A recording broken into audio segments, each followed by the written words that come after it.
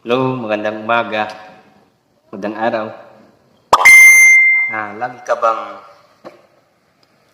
dinadalaw ni panic attack dahil sa pagkakaroon mo ng anxiety? Yun bang yung lagi kang kinakabahan, nahihilo, pinagpapawisan yung binti, yung mga kamay, tapos yung dito, tapos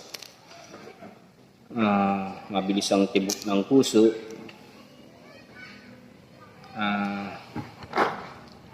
di mapakali, hindi ka mapakali.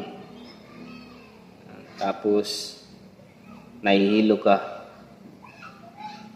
natataranta na parang matutumba.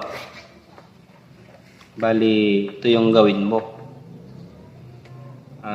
Kung may yelo sa inyo, basagin mo yung yelo, tapos pag maliit na yung yelo, hawakan mo yung yelo. Tapos kung gusto mo naman, lagyan mo ng tubig yan, tapos ihilamos mo. Pwede mo siyang ihilamos. Kung wala naman kayong yelo, ang gawin mo, yung mainit na tubig. Maglagay ka dun sa planggana ng mainit na tubig. Tapos lagyan mo ng bimpo. Kahit malit lang na tela. Tapos pakiramdaman mo yung init niya. Kung medyo mainit, lagyan mo ng tubig. Hanggang sa sakto na yung niya, yung init niya. Tapos parang ipunas-punas mo dito sa katawan mo. Tapos dito punas-punas mo sa lig mo. Saka pwede mo rin ipunas sa mukha mo. Para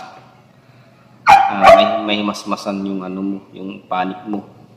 Kung wala pa namang ganun, yung tubig na mainit, tapos wala ka ding yelo, ang gawin mo, punta ka sa labas, makipag-usap ka dun sa kung sino yung makikita mo dun sa labas.